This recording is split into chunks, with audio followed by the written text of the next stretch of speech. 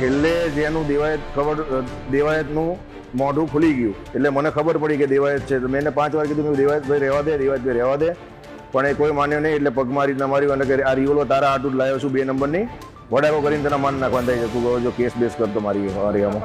અમે સવારના 11 વાગે સોમનાથ જવા નીકળ્યા તો ડાયરેક્ટ જ ફોર્ચ્યુનર ગાડી આગળ ઊભી હતી અને ડાયરેક્ટ જ ઉપર આવીને 5 વાર જે કહેવાય ને કે 5 વાર અમને ઉપર ચડાવી દીધી ગાડી. પછી એમાંથી 15 પાછળ ગાડી હતી ક્રેટા, બંને ગાડી બ્લેક ફિલ્મ હતી, નંબર પ્લેટ હતી નહીં.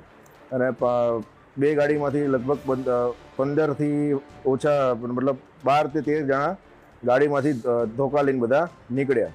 અને જે ધોકા હતા એ લોખંડના હતા અને જે કાચ આખી ગાડીના કાચ બાજ મારા બધા ફોડી નાખ્યા. પછી મને બહાર કાઢ્યો, મને કે તું બહાર નીકળ અશબ્દ બધા બોલીને, અને મને રિવોલ્વર બતાવી કે આ તારી હાટું 2 નંબરની રિવોલ્વર લાવ્યો છું, તને પાડી દેવાનો છું એમ કરીને મને 4-5 પગમાં જે ધોકા મારે એમાં ફ્રેક્ચર થયું છે અને હાથમાં ફ્રેક્ચર થયું છે.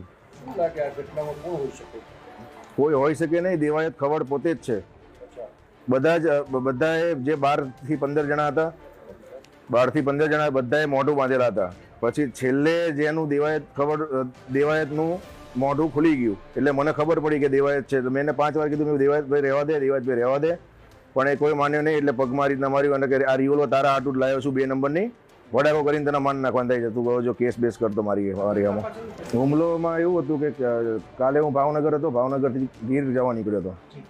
તો મને ઇન્સ્ટાગ્રામમાં મેસેજ આવ્યો હતો કોઈનો કે તું અમારા આ એરિયામાં ના આવી, સોરી એવો મેસેજ હતો, મેં સ્ક્રીનશોટ પાડેલો છે કે શું હતું હું તમને જોઈને કહું. હવે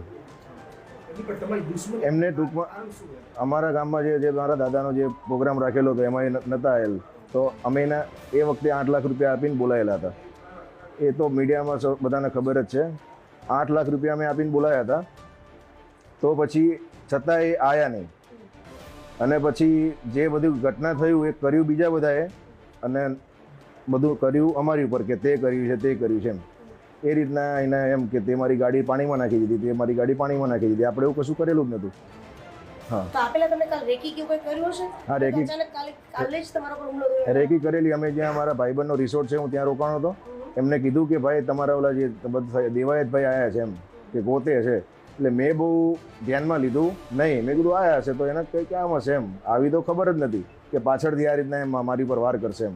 હું ગાડી લઈને જતો હતો સોમનાથ, મારી સ્પીડ હશે ગાડીની 50 અને એ જે સામેથી ગાડી હતી 100ની સ્પીડ હતી. ડાયરેક્ટ જ ઠોકી દીધી, પાછળથી બી ઠોકી, આગળથી બી ઠોકી અને ઉતરીને બધા ધોકા લઈને નીકળી પડે.